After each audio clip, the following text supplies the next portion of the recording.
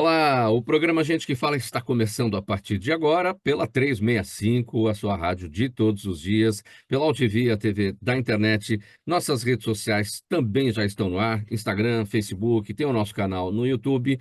Às 5 horas da tarde, reapresentação pela TV Aberta São Paulo, canal por assinatura na sua operadora de TV preferida, e às 10 da noite, outra retransmissão pela Rádio Cultura AM 990 de Dois Córregos, no Centro-Oeste Paulista. E o nosso convite pela próxima hora para você ficar com a gente, curta, comente, compartilhe a transmissão do programa Gente que Fala nas plataformas, interaja com a gente pelo WhatsApp, fazendo perguntas aos nossos convidados. Você conhece o número 973350038, 973350038. Estamos de volta para mais uma semana. Vamos iniciar aqui essa segunda-feira com, como eu sempre digo, saúde, empenho, dedicação para todo mundo e conhecendo então os nossos convidados de hoje que vão tratar dos temas por aqui propostos.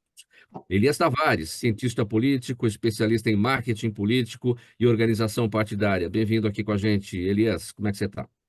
Olá, Mauro, muito obrigado. É um prazer muito grande estar aqui nesse programa de uma qualidade tão ímpar, né? É uma honra e uma alegria muito grande. Obrigado pela presença. Doutor André Santos Pereira, presidente da ADPESP, Associação dos Delegados de Polícia do Estado de São Paulo. Doutor André, especialista em inteligência policial, segurança pública. Tudo bem, doutor André? Olá, bom dia, Mauro. Bom dia a todos os nossos ouvintes. Uma satisfação enorme estar com todos vocês. Obrigado pela presença. Coronel PM, advogado, psicólogo, Roberto Alves dos Santos. Tudo bem, Coronel Roberto Alves? Bem-vindo mais uma vez. Ô, Maurão, para todos vocês que estão na bancada aí, o nosso boa tarde, sempre um prazer, sempre renovado, não é? Assuntos importantes. E esse cenário maravilhoso, hein? A Marginal Pinheiros com ponte espraiada aí ficou perfeito. É o nosso novo cenário aqui do programa Gente que Fala. É muito bom.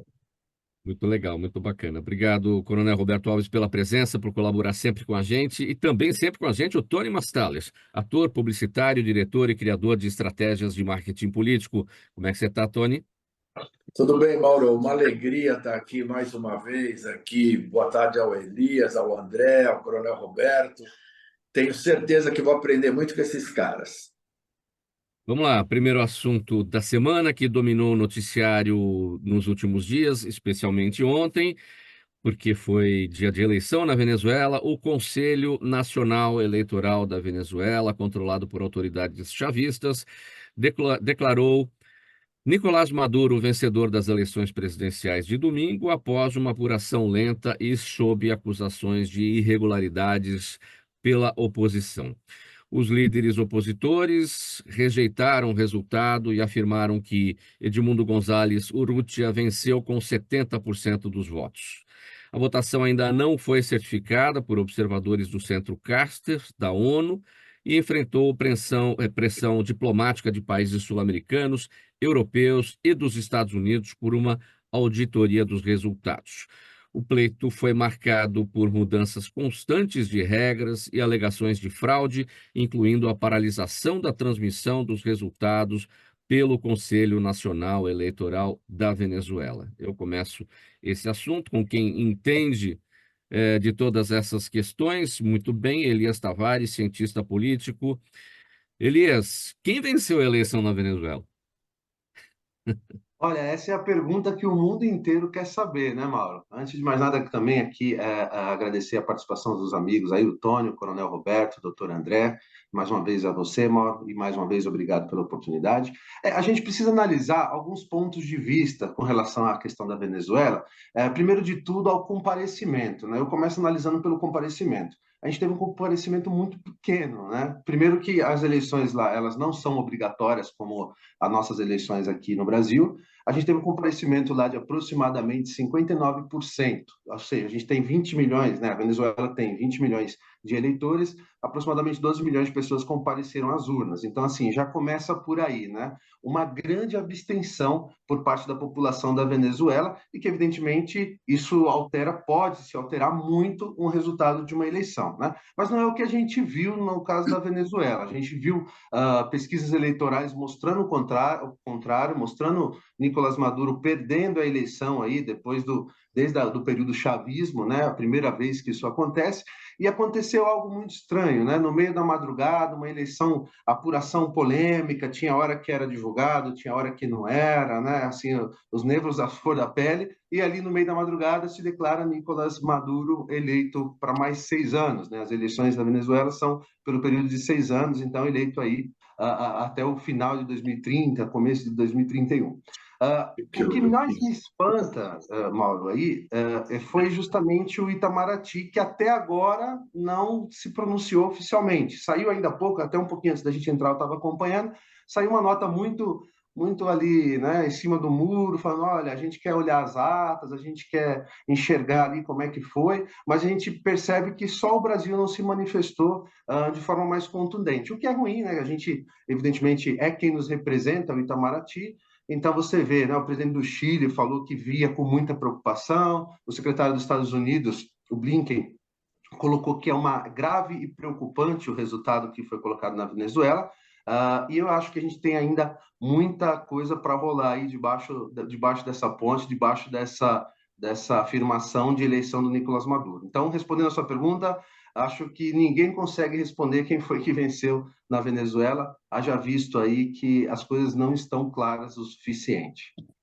Nesse sentido de que as coisas não estão claras o suficiente, Elias, então o Brasil, nesse posicionamento que já deveria ter havido, deveria dizer, olha, não vamos reconhecer, nem não vamos reconhecer, porque é preciso observar o que está acontecendo. Não já aceitar a vitória ou contestar a vitória de Maduro. Não, sem dúvida alguma, né? Agora, né, tem que se colocar o que está sendo solicitado, né? O que o Brasil quer com relação à apuração da eleição do Nicolás Maduro, né? A princípio, a nota diz lá, vamos pedir atas, vamos pedir algumas coisas, mas o Celso Amorim, que está acompanhando lá, eu esperava um pouco mais, mas aí pode ser também até uma expectativa minha, eu estava bem curioso para ver como é que ele ia se pronunciar, né?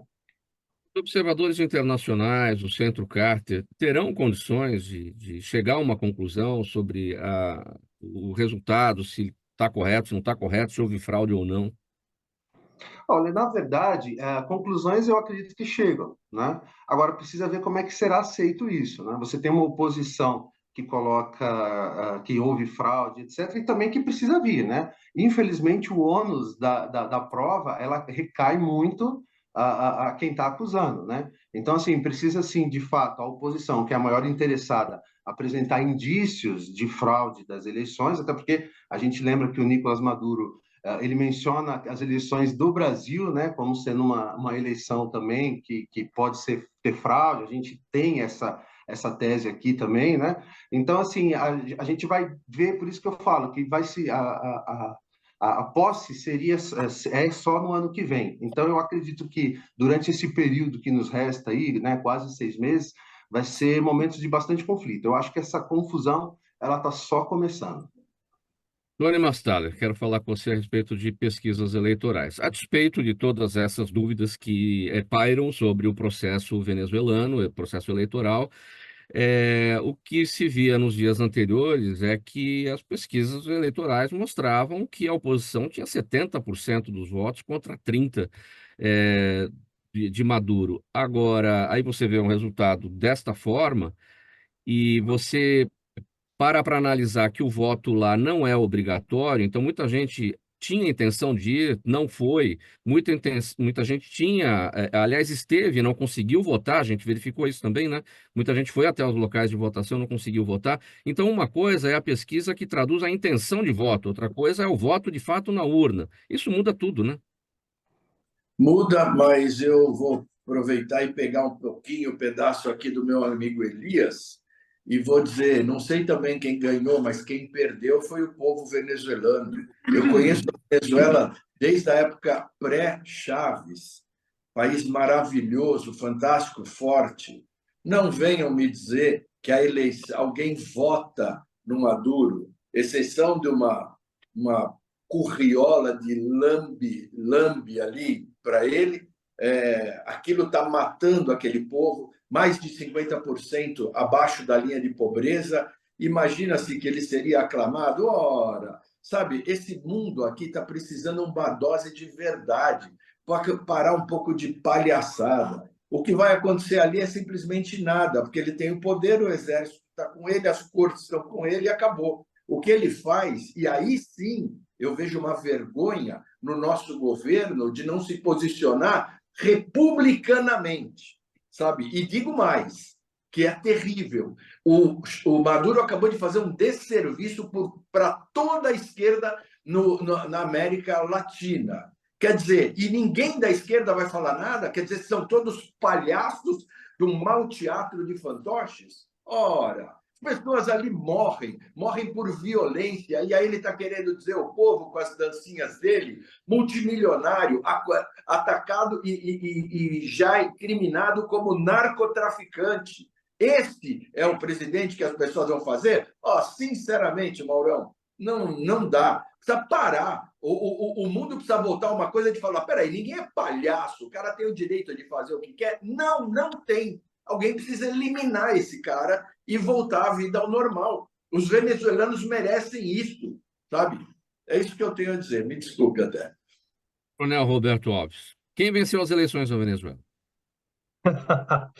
Quem venceu? Na realidade, a gente pode até... Já foi muito bem esclarecido pelos meus antecessores, né? Da celeuma que foi criada em cima de um pleito, de uma eleição que não foi uma eleição. Quando você tem, antes das eleições, você tem prisão e morte de opositores. Antes das eleições, você tem ameaça de banho de sangue, ameaçando a população contra o regime, dizendo que se eu não for eleito, haverá banho de sangue. Então, a prévia já mostra que não houve uma eleição. Durante, violência, pessoas que não conseguiram acesso aos colégios eleitorais, ameaças da guarda, ou seja, isso é ostensivo, não é teoria da conspiração, porque isso são fatos. E hoje o mundo todo viu, teve ciência. E depois das eleições você viu que o Maduro, apesar de tudo, ele estava tranquilo com a consciência de que o processo estava na mão dele. Porque o STF dele, o TSE deles, está na mão deles, tudo estava na mão deles, e com 80% da votação, trava tudo, e o CNE já declara, né, com uma votação até parca, né, porque 51% diante daquele conflito, mas você veja que não houve um processo eleitoral. Se não houve um processo eleitoral, não há vencedor. Agora, perdedor há, que é a população, que somos todos nós, enquanto população, sociedade civilizada. Uma sociedade civilizada que vê um tipo de evento como esse, num país vizinho, que a população sofre há décadas, e que nós não vemos um cenário diferente, que não seja realmente com banho de sangue, porque o processo democrático num país que não é democrático não existe. Então eu lamento muito o que aconteceu, mas já era previsível. Já é tudo isso que está acontecendo, todos nós estávamos aguardando exatamente esse cenário. O processo democrático, com a eleição democrática, a gente não acreditava e só foi ratificado por tudo isso que nós estamos vendo.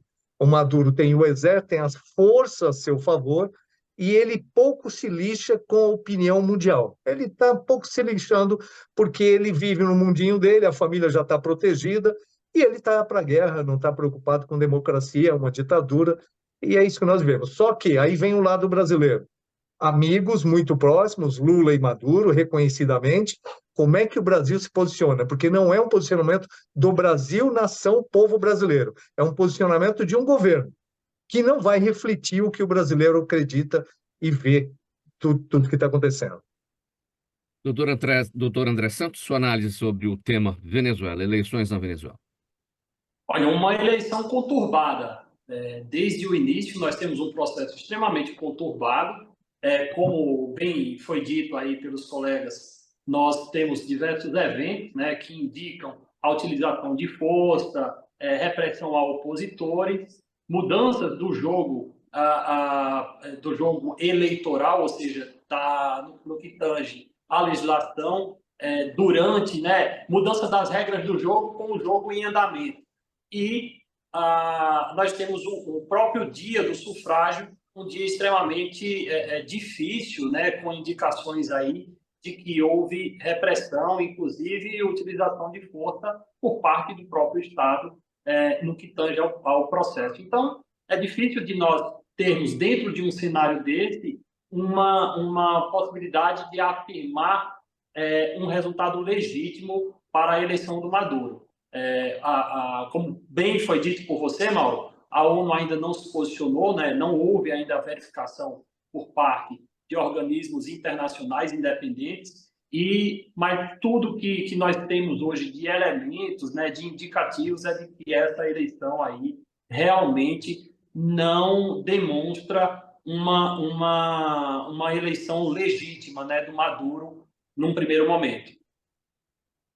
Vamos seguir. Programa Gente que Fala, iniciando esta semana, segunda-feira, pela Rádio 365, sua rádio de todos os dias, AltV, TV da internet, redes sociais no ar também, Instagram, Facebook, tem o nosso canal no YouTube, retransmissão pela TV Aberta São Paulo, canal por assinatura na sua operadora de TV preferida a partir das 5 da tarde, e outra retransmissão pela Rádio Cultura AM 990 de Dois Córregos, no Centro-Oeste Paulista, a partir das 10 horas da noite. O próximo tema agora aqui, para análise dos nossos entrevistados de hoje. Olha, pessoal, com a aproximação das eleições municipais, já outubro chega, hein? Cresce a preocupação com a propagação das deepfakes. É a técnica, né, que permite a adulteração de vídeos, de fotos e áudios, né, com o uso da inteligência artificial. As deepfakes, assim, né, dessa forma, podem influenciar negativamente a percepção dos eleitores, por exemplo, mostrando candidatos em situações ou com discursos distorcidos em relação às suas posições sobre as questões importantes. E no começo do ano, todo mundo se lembra, o Tribunal Superior Eleitoral proibiu o uso da inteligência artificial para criar, para propagar conteúdos falsos nas eleições. Elias Tavares, a gente vai ter condições de ter o controle sobre o uso da ferramenta, da inteligência artificial e coibir de fato a desinformação nas eleições de outubro? Olha, Mauro, eu acho que assim, o primeiro ponto, né? A gente tem aí a lei, como você bem mencionou, que foi colocada no começo do ano, ainda pelo Alexandre de Moraes, quando era presidente do TCE. É uma ferramenta, vamos dizer, inicial de segurança. Eu não acho que a gente consiga ter controle total, né? Até porque assim, né? A lei ela está proibindo. Eu acho que ela tinha que criminalizar. Então faltou até um pouquinho mais de força enérgica nisso daí. Eu acho que o TSE erra nesse princípio, porque devia criminalizar. Porque assim, ficou muito claro que o candidato vai ter que se preocupar com isso e também com a sua militância virtual, porque imagina, pega a sua imagem, né, um jornalista, o Tony, o coronel aqui, o André, o doutor, e fala ali coisas que você jamais falaria. Uma vez isso publicado, independente se você vai tirar do ar ou se você vai ali impugnar, o prejuízo já está feito, né, para quem está sendo vítima de uma deepfake, por exemplo. Agora, você tem daí, a lei, ela coloca uma questão importante, né? Por isso que eu digo que é um primeiro passo, que precisa criminalizar esse tipo de ação, porque isso é um crime, né? Mas o primeiro passo é, a pessoa eleita, ela corre o risco de perder o mandato. Então, cada um vai ter que se cuidar nessa questão das deepfakes, né? Assim, para não fazer. Agora, você não tem controle, porque uma coisa é você criminalizar também um candidato. Agora, e a militância virtual, em que está cada vez mais aguerrida, está cada vez isso levando a estratosferas de briga e de discussão, e também, né, com o advento da tecnologia de internet, né, hoje a campanha, basicamente, ela está pela internet, a campanha mudou, a cara da campanha mudou. Muitos dos candidatos utilizam a internet, que é um meio aqui democrático, onde todo mundo consegue ter acesso, que é um meio barato. Então, esse tipo de tecnologia, ela vem para tumultuar, né, atrapalhar, e eu acho muito difícil ter controle na sua ótica geral. Agora, um outro ponto que eu acho legal colocar, que também foi colocado nessa ótica, que são os usos do algoritmo. Então, também os candidatos vão ter que tomar um pouco de cuidado de como faz esses impulsionamentos pelas redes sociais, né, pelas redes sociais de conversação, Os algoritmos também, por exemplo, né? Sei lá, eu sou candidato e eu vou falar que manga com leite faz mal, né? Faz mal, tá? Olha, não toma manga.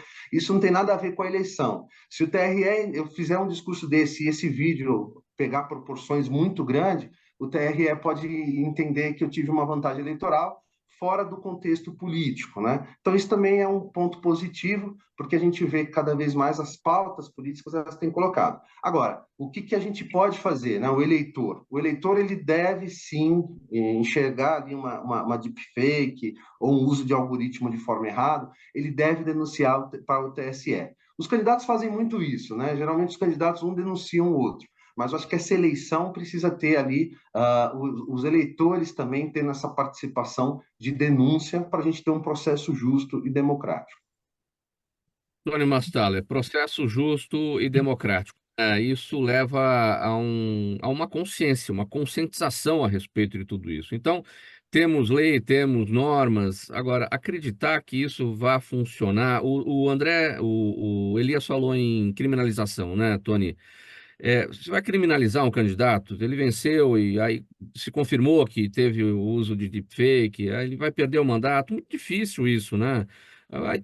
Vai judicializar, ele vai recorrer, enfim, o negócio vai longe. A militância, você vai botar na cadeia, não vai ter cadeia para todo mundo, enfim, o que a gente faz? Complicado, né? Uma questão complicadíssima. Concordo com o Elias, precisava ter penas bem mais rigorosas. O nosso TSE é frouxo. Além de frouxo, ele é problemático, porque ali pau que bate em Chico não bate em Francisco, né? A gente pega o histórico dele e acha interessante certas coisas. Então, nós temos uma legislação fraca, frouxa, para lidar com esse tipo de criminoso. Nós temos exatamente a sua colocação no sentido de que ninguém vai segurar depois que ele está eleito. Isso aqui é o país da judicialização, virou festa. Então, infelizmente, a minha expectativa é das piores, porque a hora que eu estou aqui em Guarulhos, né? Aqui nós não temos televisão, eu estou numa campanha aqui já. Nós atacamos bastante, trabalhamos bastante com a parte das redes sociais, né? E eu vou te dizer, aqui polarizou. Por quê? Porque tiveram 16 anos de um governo de esquerda que deixou a cidade em frangalhos, né? E óbvio que então caiu para o assunto esquerda-direita, por mais que a gente tentasse não fazer. Mas não dá, é tanta mensagem em cima da cabeça das pessoas que isso volta. Agora, a questão da inteligência artificial, infelizmente, nós somos brasileiros, nós todos sabemos, somos todos adultos. A hora que faltar 15 minutos para acabar o jogo, rapaz, você vai ver a giripoca fumar, vai ficar feio. A giripoca, fazia tempo que eu não ouvi esse termo. André, como falou o Tony, o pau que bate em Chico não bate em Francisco. Para vocês da polícia, delegado, às vezes é difícil prender Chicos e Franciscos, né? Alguém sempre fica solto, porque consegue aí um caminho para isso. É verdade. Existem diversas lacunas e, infelizmente, essas lacunas são preenchidas pela impunidade muitas vezes. Mas no que tange ao problema da inteligência artificial, existem tentativas do Congresso Nacional de enfrentar essa temática. Há um projeto de lei tramitando agora no Senado, está numa comissão temporária, né, que trata do assunto de inteligência artificial, mas esta votação para o relatório desse projeto foi adiada para depois das eleições. E, obviamente, a gente acha até que, de certa forma, isso é prudente, né? Tendo em vista um cenário complexo. Para regulamentar uma temática dessa natureza, com muitas variáveis, a possibilidade de utilização da inteligência artificial, algoritmos que podem influenciar decisivamente uma eleição, nós precisamos ter regras muito bem pensadas.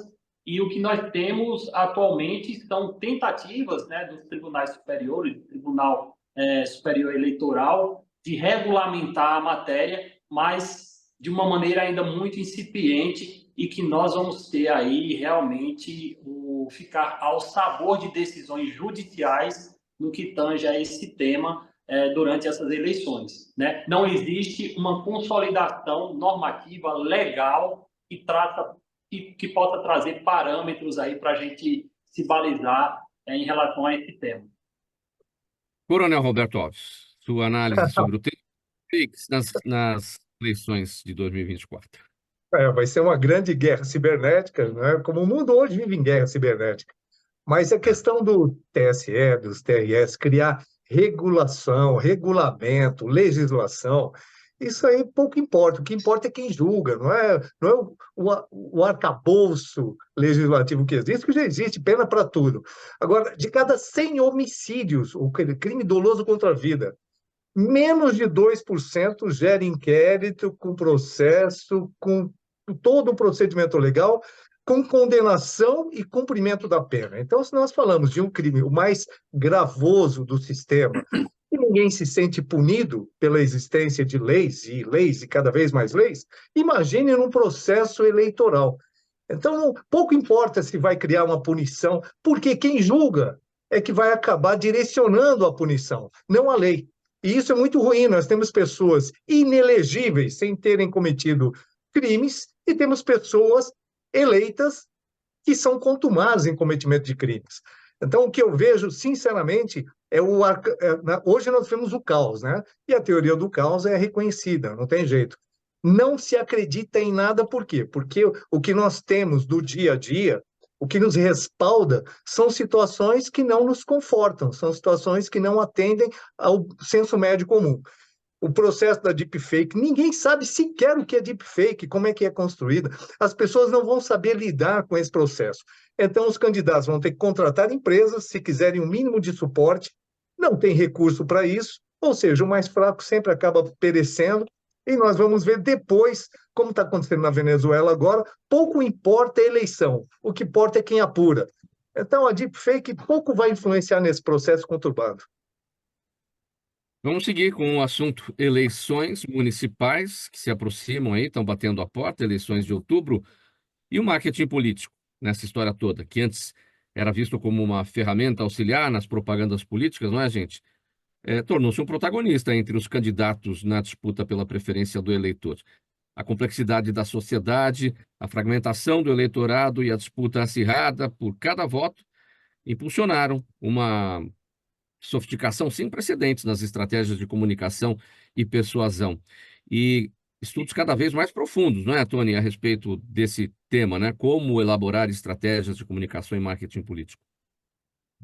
Sem sombra de dúvida. Esse segmento está em franco desenvolvimento, um segmento que está muito ligado, eu vejo agora. Eu sou da época que a televisão era um tremendo canal, né? E a gente conseguia fazer um show legal, mas hoje o Elias conhece bem melhor que eu, sabe? Consegue discorrer bem o negócio. A questão das redes sociais é incrível, né? Eu recebo relatórios assim com uma precisão de núcleos, de bairros, o que está acontecendo, o perfil do pensamento. Por quê? Porque você ter boas empresas, o Coronel também citou isso, boas empresas que possam pegar a informação, né, corretamente, com as pesquisas sendo bem feitas, institutos de pesquisa sérias, não aquela palhaçada que alguns se prestam a ficar lambendo os partidos políticos, mas aquele que consegue te passar informação bem feita e consegue você criar uma estratégia de ação para contar para esse eleitor o que ele está perdendo ou o que ele está ganhando dentro da verdade. Então, eu vejo isso fantástico, acho maravilhoso, acho esse desenvolvimento cada vez melhor e ele é saudável para a democracia. Aí que está, se bem feito, porque se mal feito é crime, e crime tem que ser punido. E o problema aí eu faço minha voz novamente para o Coronel, né? É o judiciário. O André, por exemplo, conhece muito bem da questão aí com os delegados e tudo. Quantas vezes a gente não vê essa turma trabalhando, fazendo um trabalho desgraçado, forte, porque eles estão na linha de frente mesmo para poder pegar criminosos e colocar, e dali a pouco esses caras já estão soltos, e dali a pouco é uma festa do caqui, e dali a pouco é um habeas corpus, e dali a pouco... Ninguém explica para nós como é essa história de habeas corpus que vai lá para o Supremo. Mas se pode ir para todo mundo? Não, não pode ir para todo mundo. Ah, tem preço, não tem preço. Que loucura é essa que a gente vive? E a gente vive. Então, a parte jurídica complica muito a vida de todo o nosso Brasil. Mas faço de novo voz com o coronel, que, assim, são os caras que mandam, né, no nosso sistema, aí tem que ficar quieto. A coisa da estratégia está indo muito bem. É que nem o avião, eu sempre digo, quando o avião transporta a gente, ei, que maravilha! Avião joga bomba, ai, que feio. Feio não é avião, é quem pôs a bomba lá. Esse cara é um criminoso, então ele precisa ser penalizado. Mas enquanto estratégia de comunicação, voltando ao tema que você falou, eu acho maravilhoso e o nosso futuro é cada vez mais lindo. Mani, qual que é a disposição do eleitor de receber campanha política, receber propaganda eleitoral para escolha, enfim, e parar e pensar e analisar os candidatos? É um desafio grande que vocês têm nas mãos, né? Eu vejo muita gente comentando: ah, eu não quero saber de política, não. Esse negócio de polarização aí nos últimos anos só perturbou. Enfim, as pessoas estão meio que se afastando, né, daquilo que é importante, que é a escolha, né, correta e analisada, bem feita, dos candidatos, porque a chance única que a gente tem é o voto na urna para dar solução para as coisas, né? Exatamente, eu fico pensando os nossos irmãos venezuelanos, que animação eles tinham para ir para a urna ontem, né?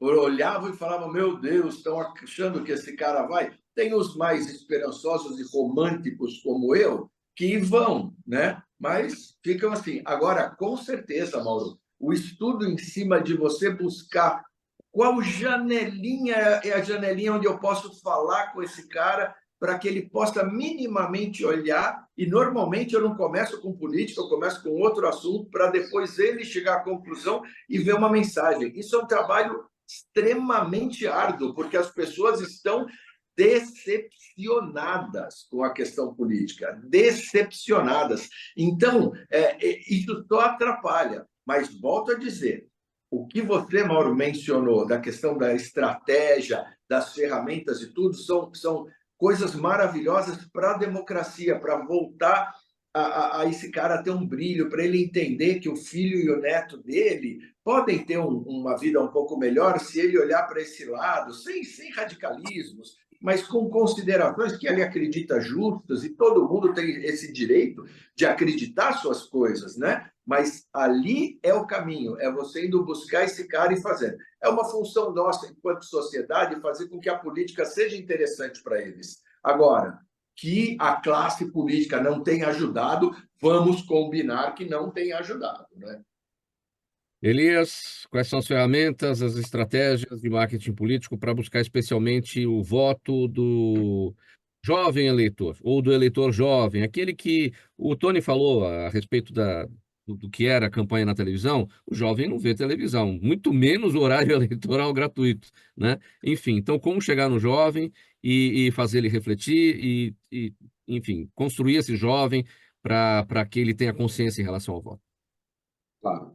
Bom, primeiro que eu gostei bastante da fala do Tony ali, principalmente a parte que ele coloca ali, né, dessa mudança da forma de se fazer marketing político, né, de se fazer política e de se vender política, né? Primeiro de tudo, né, Tony? Os jovens, eu acho que a cada vez mais a gente vai ter dificuldade de chegar nele, né? E a maneira como esse jovem se relaciona com o tipo de mídia é algo que eu confesso que eu estou estudando, né? Por quê? Porque é uma juventude de stories, ou seja, é uma juventude que pega ali um pedaço do que alguém está falando e repercute aquilo na rede social, e aquilo tem um alcance absurdo, né? Eu estava no Congresso Nacional no meio do ano, e eu fiquei abismado, fazia tempo que eu não ia, desde a pandemia não tinha ido, fui agora, né, já com essa nova composição e etc. E a quantidade de assessores com celular filmando os seus parlamentares para pegar 1 minuto e fazer aquilo viralizar na internet é absurdo. E eu fiquei refletindo justamente nisso. Falei, poxa, a maneira como esse jovem está consumindo política é uma forma que eu me preocupo. Porque eu venho, né? Aliás, eu sou uma pessoa apaixonada por política. Escolhi ser cientista político por ter paixão. Eu gosto, eu acho que a política é uma ferramenta para se fazer o bem. Não é o que a gente vê, mas eu sou um apaixonado e ainda sou meio que xotista nessa questão. Eu acredito muito na política. E assim, a gente vê evoluções importantes. Agora, conquistar esse jovem vai ser muito difícil.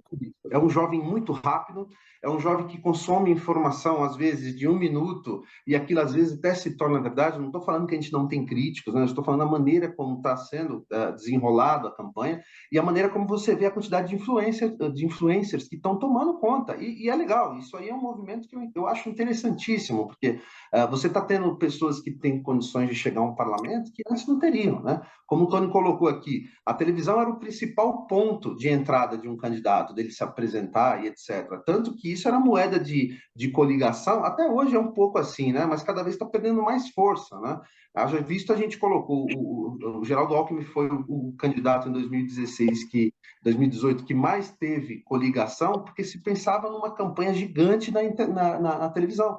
E naquela eleição foi justamente o contrário. Bolsonaro, com uma conexão, um Wi-Fi e um celular, ele venceu a eleição, né? Então, isso, no ponto de vista de marketing político, é muito legal, né? E um outro ponto que eu coloco é a profissionalização mesmo, como o Tom colocou. As campanhas, elas estão cada vez mais precisando de profissionais que entendam de marketing político, que saibam vender um produto. E aí eu coloco uma questão que você colocou, né, Mauro? Mas as pessoas não estão de saco cheio.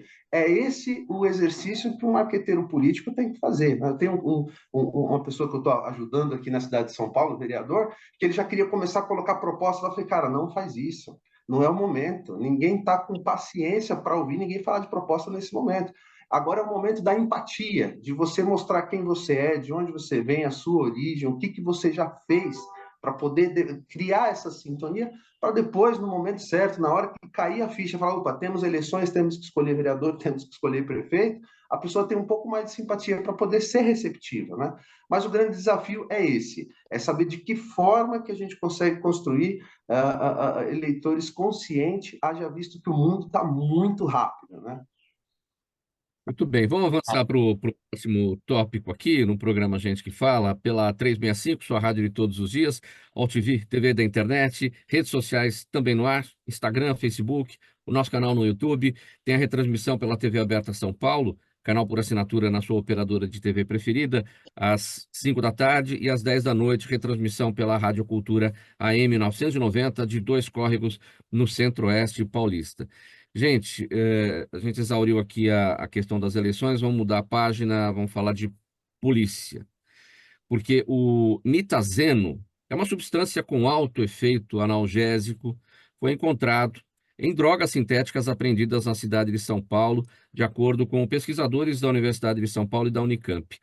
O nitazeno não tem uso medicinal, foi até criado para isso, mas não tem uso medicinal devido aos seus efeitos destrutivos e pode ser de 500 a 1000 vezes mais potente do que a heroína ou até o fentanil, com efeitos devastadores sobre os usuários, representando um grave risco à saúde pública. Tremendo caso de polícia que a gente vai tratar aqui com o Dr. André Santos.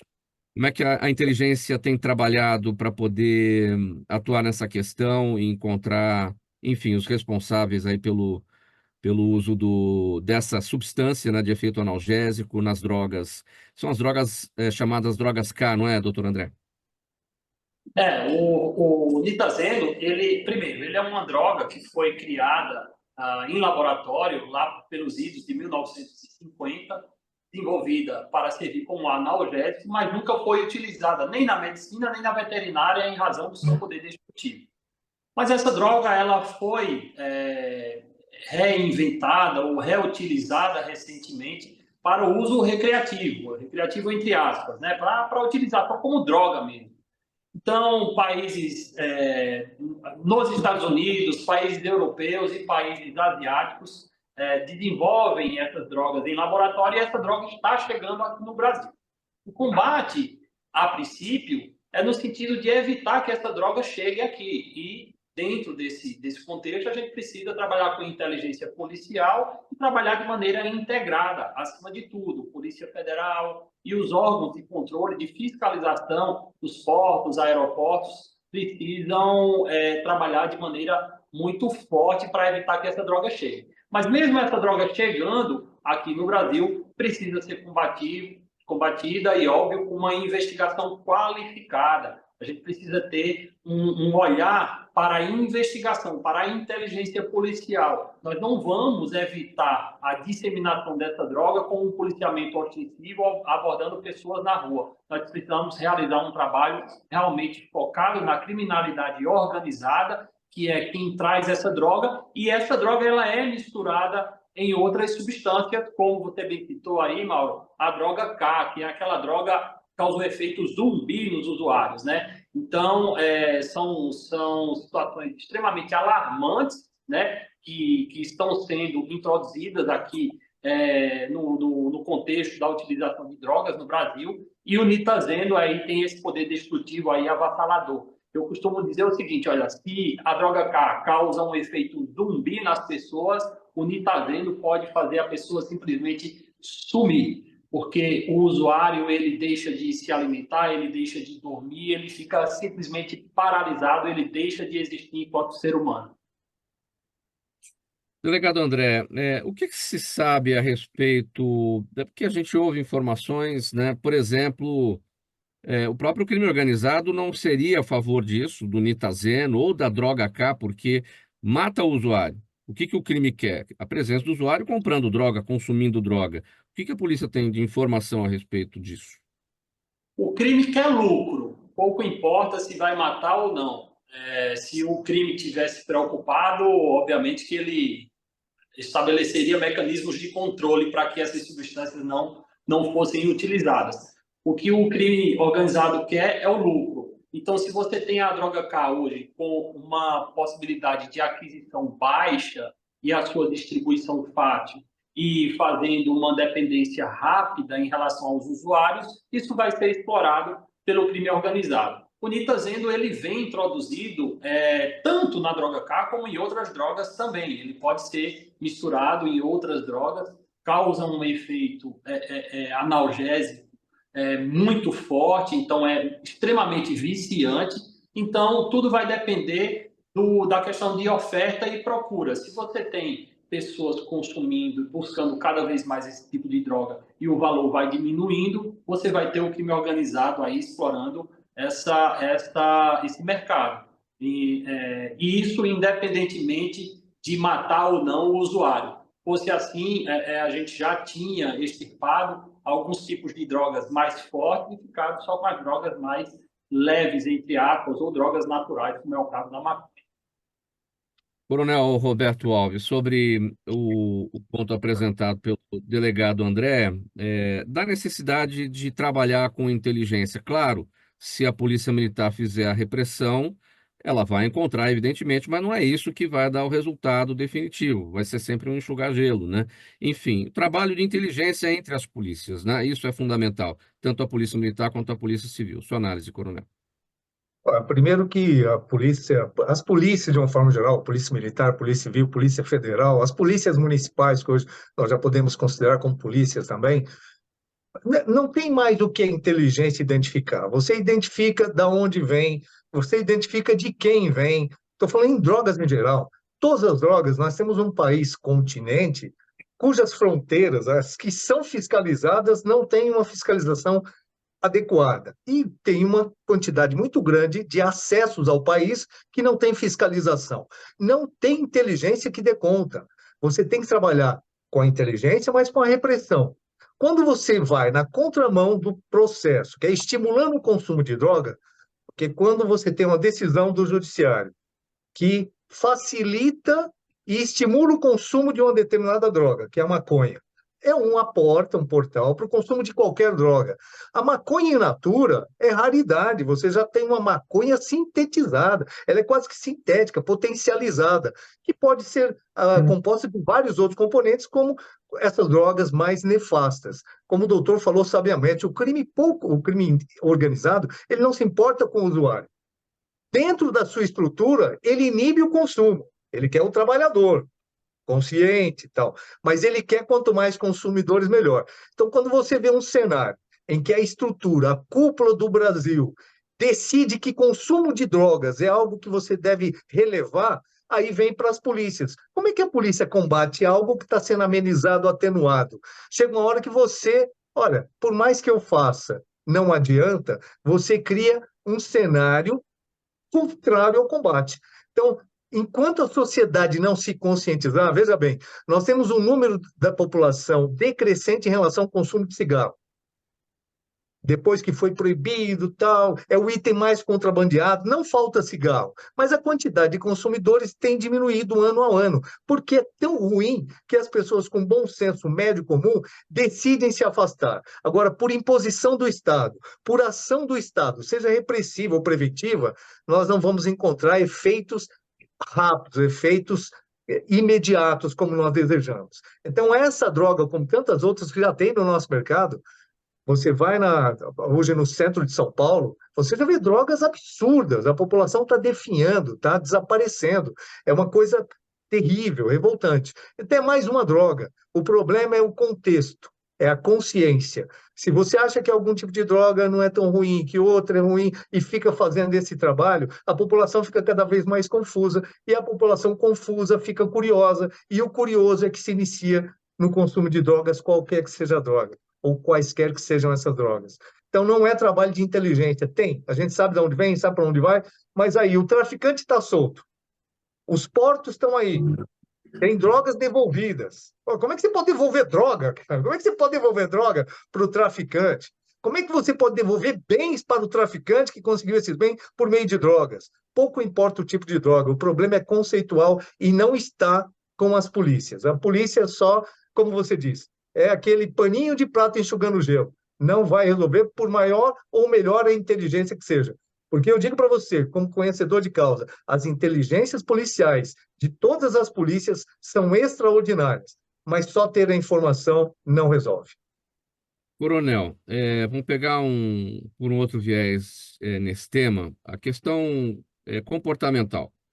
Até porque você é psicólogo, vou me socorrer aqui da sua formação, do seu conhecimento. Antigamente os pais diziam para os filhos: ó, vai para a escola, não dá atenção para ninguém no caminho, não pega nada aí de desconhecido, aquela coisa toda. Esse tipo de conversa, hoje em dia, com a juventude de hoje, não funciona muito. Mas, enfim, as famílias têm ou teriam outras ferramentas para lidar com o jovem, para alertar sobre toda a situação. Onde é que as famílias estão falhando a ponto de os jovens cederem e entrarem nas drogas, aí o caminho é sem volta. E aí você falou algo muito interessante. Você falou antigamente as famílias. A família de antigamente, ela desapareceu. Papai, mamãe, sentar em casa, almoçar junto, tomar café junto, o exemplo, o poder do pátrio poder, você poder reprimir o seu filho. Veja que essa desconstrução da família é base para a desconstrução social. Então, é um cenário que a gente poderia fazer um programa. Agora, a família de hoje, qual família? O pai separado, a mãe separada, os dois pais, as duas mães, o pai e uma árvore, a mãe e uma árvore. É a família de hoje, tudo pode. O filho, nesse cenário, ele fica com quem? Qual é o cenário que ele deve seguir? Qual é a orientação? Ou qual é a reprimenda que ele aceita? Então, essa família desestruturada criou esse jovem, que é fruto dessa árvore que já está danificada, que já está viciada. Então, o processo é reconstruir a família, é acreditar que existem homens e mulheres e que esses homens e mulheres poderão ter filhos e esses filhos poderão ser pessoas com equilíbrio social, com valores, com ética, entendendo que punição basta ser uma reprimenda verbal. Hoje você já não tem essa reprimenda porque a família está dilacerada, infelizmente. Então, no processo que a gente tinha antigamente, você tem que restabelecer esse processo. E começa pela família. Sem família estruturada, não existe ação social que vá alcançar esses jovens que já são frutos dessa mazela, infelizmente. Próximo tema aqui é correlato. No mês passado, a Polícia Civil de São Paulo realizou a terceira fase da Operação Downtown, que tem o objetivo de desarticular uma rede de quase 80 hotéis, rede criada para dar suporte às drogas no centro de São Paulo. Porém, investigações recentes do Ministério Público revelaram que o bairro do Tatuapé, na Zona Leste, emergiu como base de luxo do PCC, o que gera dúvidas sobre a eficácia ao crime, sobre a eficácia ao combate ao crime organizado aqui em São Paulo. Por que isso, Coronel Roberto Alves? Tudo que a gente via no centro agora, a gente começa a desconfiar que pode estar indo para os lugares mais privilegiados da cidade. Não, o criminoso, o traficante, ele saiu da favela, saiu da comunidade, ele está morando em grandes bairros agora. Mas o que mostra essa ação, 80 hotéis, postos de gasolina, farmácias, meios de lavagem de dinheiro, o que mostra isso é que agora começou a ser combatido o crime organizado. O crime organizado não é o traficante passando a droga na praia, no dia a dia. O crime organizado é a estruturação dentro de todos os setores sociais, no setor judiciário, no executivo, no legislativo, nas grandes empresas, ou seja, eles penetraram. Nós estamos falando de uma organização com 30 anos de, olha, praticamente deitado em berço esplêndido, sem nenhum incômodo. Agora começou. Agora, um processo de 30 anos de consolidação, você não desfaz em alguns meses ou algumas medidas. É algo que precisou começar e que precisa ser dado continuidade. E aí se envolve não só o governo do estado de São Paulo, mas todos os governos sincronizados, o governo federal, os governos municipais envolvidos na mesma ótica, senão fica só uma ação pontual e ela tem limitação, por melhor que ela seja.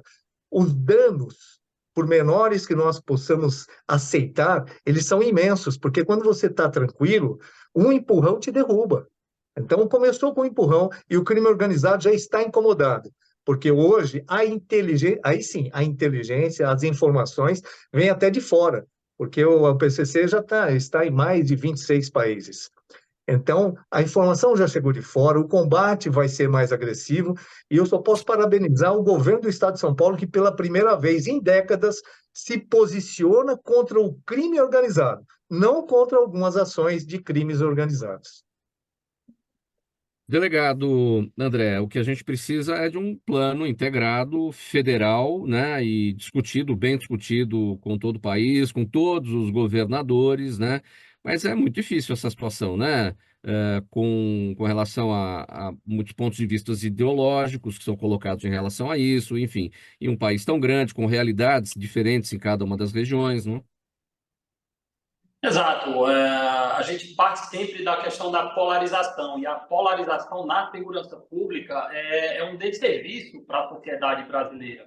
Quando nós devíamos ter atuações, seja de um espectro político de direita ou de esquerda, focado nos resultados para a melhoria da segurança pública, nós vemos, às vezes, a discussão se esvair em ideologias de um lado ou de outro.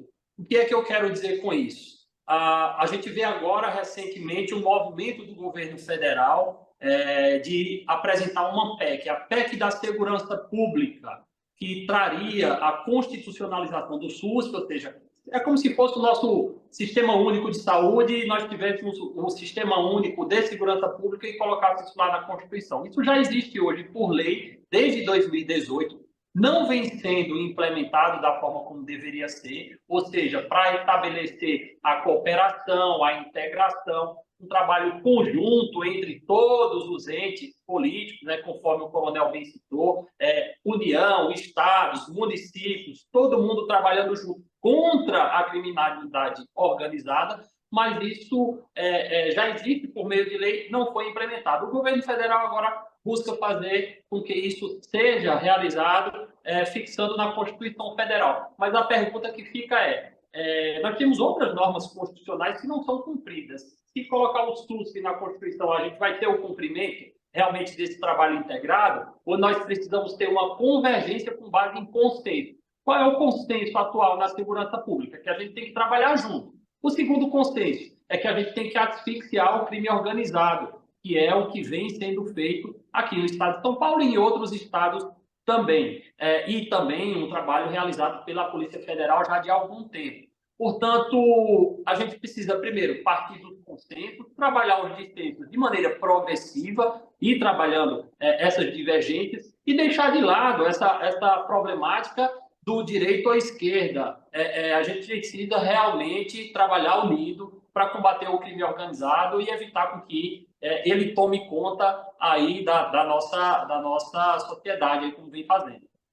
O trabalho da PEC da segurança pública está sendo feito, né? Enfim, isso precisa de fato estar na Constituição, se vai dar certo ou não, porque quantos preceitos constitucionais estão lá e não são atendidos, não são resolvidos, né? E que tenha, né, nessa discussão aí que precisa ser feita com todos os governadores, municípios todos, um mínimo de consenso. Consenso não haverá 100%, mas alguma coisa é necessária para a gente conseguir avançar e melhorar toda essa situação. Gente, 15 segundos para cada resposta de vocês em relação às perguntas da audiência aqui. Elias, a democracia brasileira já está preparada para o voto facultativo, como ocorre em países democráticos? É o Fábio no Facebook que pergunta. Bem rapidinho. 15 segundos para a resposta. Tá bom. Usando aqui a velocidade dos 15 segundos, Fábio, eu acredito que ainda não. A gente precisa ter uma cultura, a gente precisa ter pessoas mais ligadas ao movimento político para a gente poder deixar esse voto facultativo. Coronel Roberto, como foi viável a criação de 72 Cracolândias em 47 bairros na cidade de São Paulo? Jaime, Jardim Bonfilholi pergunta. Valeu, Jaime. Na realidade, são micro-cracolândias, justamente pela descentralização da Cracolândia, que foi uma das iniciativas adotadas por um governo anterior, achando que seria a melhor coisa a se fazer. Na realidade, criou-se várias micro.